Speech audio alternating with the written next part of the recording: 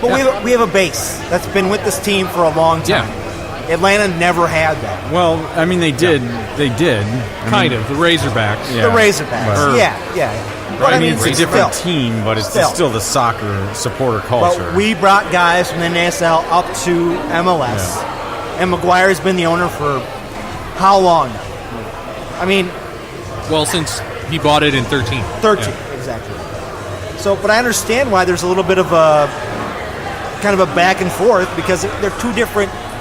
It's apples and oranges. Right. What it is. Yeah. You know, and it's great. I think that the guy, he had a point in... I'm not going to address the article or anything or the comments, but I mean he had a point to what he was bitching about. Yeah. You know, and I think it was a rational point. And I mean I've even commented at times about how I feel like Atlanta's support's a little plasticky. It's a little manufactured. It's very plastic. Yeah, it's very NFL. Yes. Yes. And which is fine. I mean, if that's how they want to do it, it's fine. Well, but think about the owner. He's an NFL owner. Yeah. Guess what? He's going to take the marketing from the NFL and transfer it to MLS. That's what he's going to do. You know? Yeah. You know, I mean, a lot of the stuff that I say about Atlanta tends to be a little bit more bantery. Yeah. I say call it what you want, but for the last 2 years, if you would have told me, you know, we've got an NFL stadium, we've got an MLS franchise, and for the last 2 years, if you would have told me that they were going to average the tenants that they were going to, I wouldn't have believed you. Yeah. So I mean, I think it's incredibly impressive. But think of what he's done, though. Yeah. They average a lot of fans there. It's indoors. Yeah. His concession prices are, I've talked about this before. Yeah, cheap. Concession prices are super cheap. I just didn't think there was that kind of a soccer supporters culture down there. I really didn't. I didn't either. But I mean that we're talking never mind NFL. Forget about the Falcons. Just push that aside. You're talking about Atlanta and Georgia in general. That's college football. Yeah. That's huge. And you're telling me you have room to support a major league soccer franchise? I mean, I was just really impressed. Well, I'm gonna say something about this, Dave, and let's think about families going to a game. Okay, you want to go to an Atlanta soccer game? Seats are what? $20? No, they're upper deckers. They're higher. They're more higher. In fact, when I was there last year, I was in Atlanta last year on vacation, and I wanted to go to a game. Yeah. And I probably would have, other than the fact that the ticket prices were not cheap. I couldn't talk my friend into going. Yeah, I mean they were not giving those tickets away. Higher than average. Yes. On the flip side, they have the lowest concession prices ever. Right. Yeah. So let's pay a big price for your tickets. That's true, but just don't think that they're giving those tickets away just to fill up the stands. They're not doing that. You pay a price for those tickets, but then when you go in there, if you want a beer or a pop, you're paying a lot less than anywhere else. Right. Okay. So it could be a family event. Yeah. You know? Whereas I don't know if Allianz Stadium is going to be a family type of, with the prices. I don't know the prices yet. I doubt it. I know for Vikings games, that is not we're not taking a family to the Vikings game. We're not. I mean, I go by myself and I spend $200 for a ticket and then all the beer and the food. $200 for a game. You know? Yeah. I mean, I don't think there's a lot of hatred. I just think it's more of a apples and oranges. We're different up here. You know? Yeah, I agree. I don't know if there's anything else, guys. Are we... Well, the Super Draft. Oh, yes. Super Draft. That should be the last thing. Super Draft. Super Draft, yes. Yeah, and I know we want to talk about it because that's coming up. It's actually next Friday, January 11th, and in Chicago. In Chicago. Yep. So it's kind of a big deal. I mean, there's 4 rounds, and this is for eligible college level players. And David, I know you had a few names that you wanted to bring up, and just before we get into that, I mean, I don't know. This could be significant. I mean, obviously, a little bit remains to be seen, but obviously last year the Minnesota United had a pretty good year in 2018, considering they ended up with 3 first rounders, of course, Mason Toye, Wyatt Omsberg and Carter Manley. Yeah. Right? So who are still with the team, and they're certainly young players, and we're looking for them to develop. But, That's right. Right. So, and we do have the 7th overall pick this year. So Number 7. Yeah, and I think the super draft is always something that generally you expect a year or two before the player does anything. Yeah. I mean, not to bring up Atlanta again, but they picked Gressel back in 16. 17, sorry. 17. And, I mean, he made an immediate impact. Yeah. Dinladi was in 17. He was runner-up to Gressel for Rookie of the Year. Yeah. But Toy, Omsberg didn't really make any impact this year. Not yet. So it's one of those things where, you take it with a grain of salt. It's a good place to find some talent that you're going to develop over a couple of years. And with the fact that we've done nothing at all, Yeah. I mean, I think there are a number of players that we could, that we could go for. I have a bunch of players. I don't know that I really want to go into it. But if I had the reins to do whatever I wanted. Frankie Amaya from UCLA, he's a midfielder. He's probably going to go in the first 3 picks. Yeah. So we'd have to trade. We'd have to do something to get up there. He'd be really fantastic attacking midfield position that we don't need now, but again, we don't really need him now. We could put him at Madison. Yeah.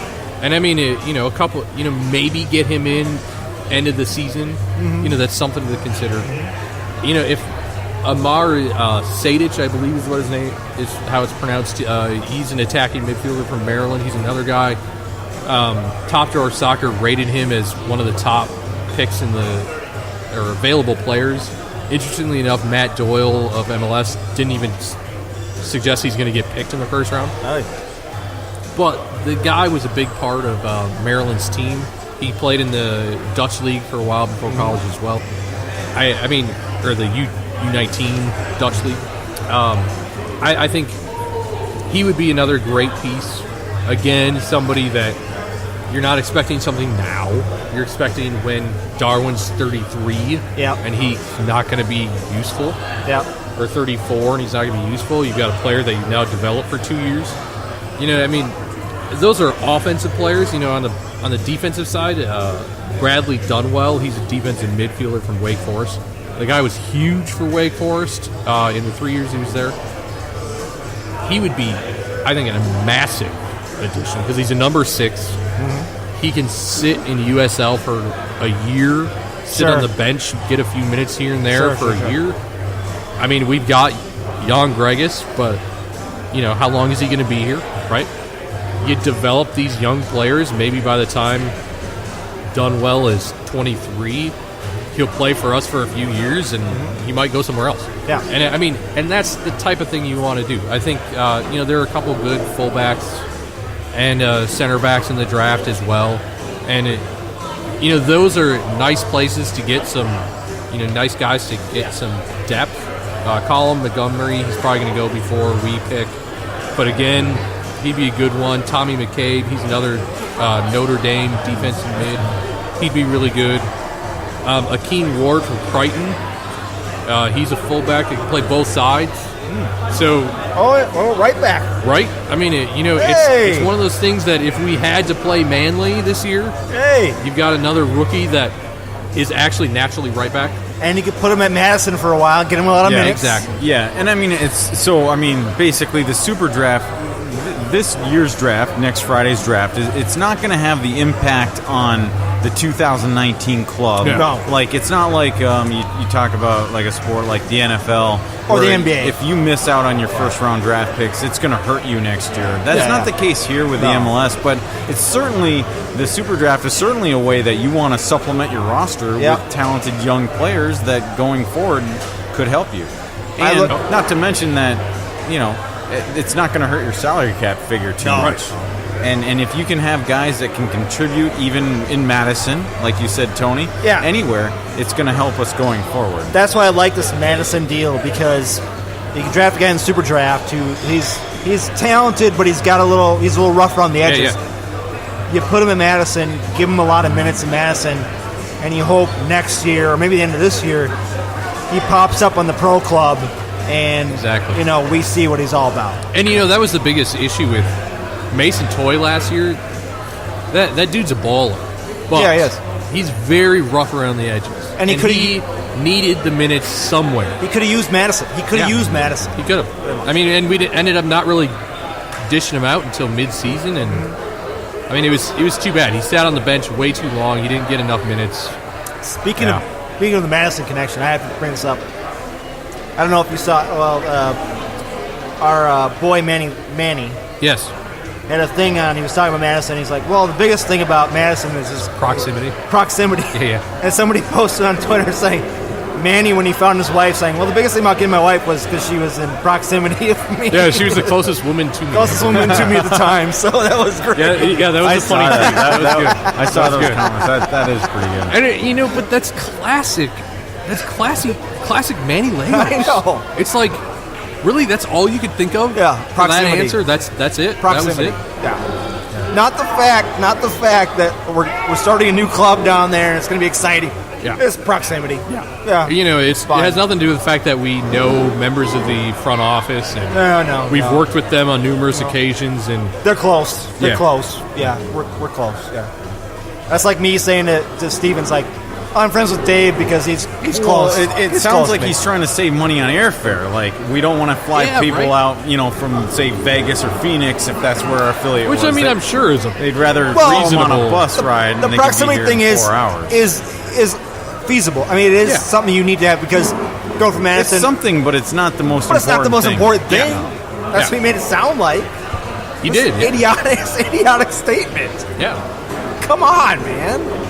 You are the general manager, technically, of a Major League Soccer team, and that is what you say. Right. What if Rick Spielman said that about, like, we drafted a guy because he's from Iowa, and he's like, we drafted him because of the proximity to Minnesota from Iowa. We didn't have to pay for a plane ticket. We had to pay for a plane ticket. So and we saw him enough because we could drive down there and see him. Yeah, come on. Moving him up here, it'll be just like a van. Won't take anything. The weather's the same. It's fine. He'll be okay. Yeah, I agree. It's stupid shit like that. Yep.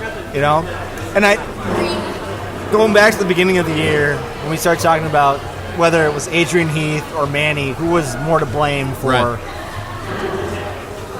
Every time Manny speaks, I get more and more level of this roster is Manny's fault. Right. What we've done last year is Manny's fault. And what we're going to do this year, if it's bad, is going to be Manny's fault. So, I mean, is it safe to say that Manny Lagos is kind of like the Donald Trump of MLS? I mean, he opens his mouth and is just kind of like, what? What are you saying? That might be a bit of a stretch. That's a little bit of a stretch. We're not. Because the Trump said some really stupid things. And Manny said this one thing. Well, yeah. And probably some other things. Yeah. But not quite as stupid. Manny, if you're listening to this, and I know you're not, think before you speak, my friend. Yeah. Because the world of social media will just eat that shit up. Yeah, and you got to wonder what Madison executives were thinking. They're like, what? Really? We just went into this deal for that? Proximity? What's up with that? Speaking of Madison, I'm going to say it again. To any guys listening from Madison, I know there's at least a couple of you probably listen from Madison. Again, we are fixed on coming out to see you guys this year. Road tripping out there and seeing you guys play and seeing some United players, maybe Toye, maybe we draft in the Super Draft. Yeah. Coming out to see you guys play and hopefully having you guys on our podcast and enjoying a great brewery in Madison and enjoying the time out there. Yeah, and my wife actually gave me dates that would be really good. She gave you dates now? And then I forgot. So I have to ask her. But yeah. So I mean, we're going to come out there. We're going to have a good time. I know 3 of us are excited about it. Road tripping and doing some things. I haven't been to Madison in ages. I've never been to Madison. I've driven by there. I was there in 2014 for the last time. How was that to catch a Gopher? I watched the Gopher football game, and it wasn't so great, to be honest with you. But Madison's a beautiful city. There's no doubt about it. And I think the last time I was there was 2001. Whoa. I've been through there many times, but the last time I literally stayed